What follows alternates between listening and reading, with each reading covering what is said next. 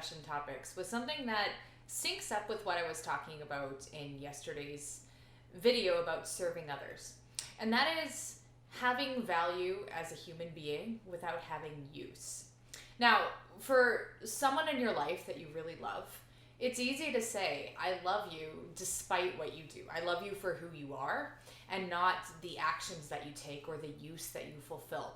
The easiest example of this is with children. I have a toddler.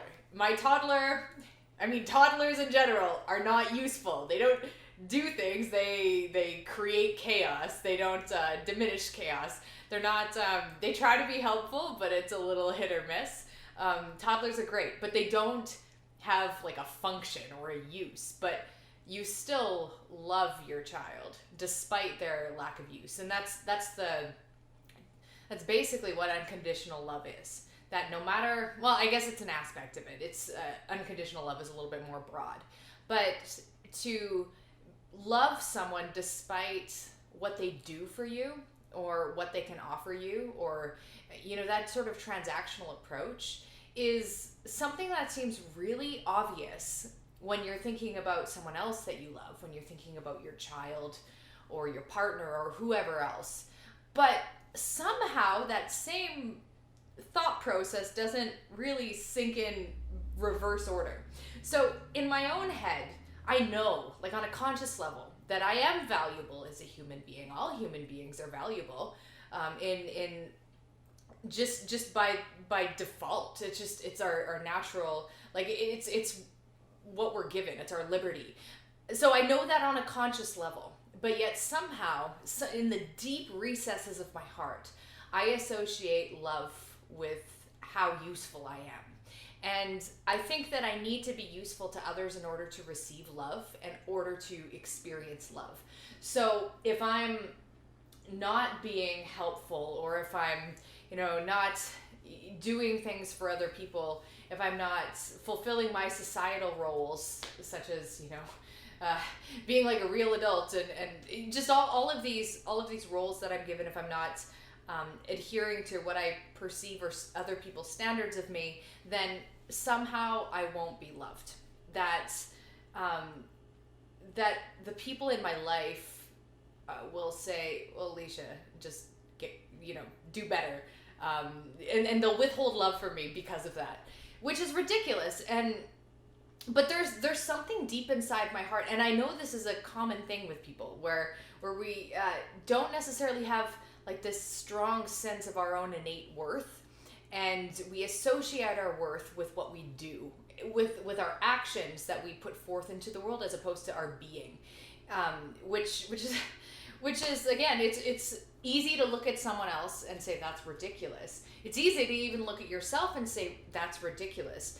But one thing that I notice consistently in my own behavior, just on a subconscious level, I'm trying to become more aware of it, but I do relate to reality and the world as though I will only be loved if I do things, as opposed to simply being valuable for existing. And this is something, there are many deep recesses of the heart worth confronting and exploring. There's so many dissonant ways in which we treat ourselves versus the way we treat other people, and this is just one of many. And the more I think about it, the more I realize that this deeply held belief of mine, however false and however obviously false, it affects other people. It's saying that I think that other people have a transactional relationship with me. So that's really an unfortunate thing to project onto the people in my life who do love me unconditionally. But yet I'm projecting this idea that they don't, and I relate to them as if they don't, in ways that come across as perhaps like needy or clingy or anything like that. Any of those behaviors that are like, you're gonna go away unless, is a disservice to them, because it's saying I don't trust that your motives are that you think I'm just a good person. I'm suspicious that you're only around so that I'm making your life better in some way. Or of course people you love make your life better, but in a functional, obvious way. And that's like a totally unfair judgment to put upon the people who care about me the most.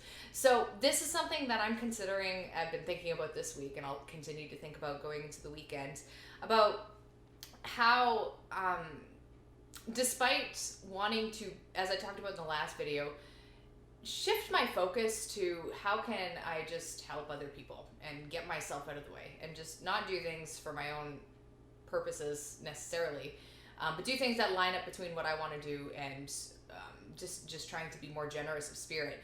But that combined with the idea that I don't need to do anything because who I am is like fine. And this is like a Hallmark card thing. It's one of those like, well, duh. It's like an obvious thing to say. But sitting with that and trying to talk about that with others and allowing that to sink in, there's something very, very deep in there that's very difficult to unravel from my interaction with reality and my interaction with those within it. So those are my thoughts to close out the week, and I will catch up with you guys later.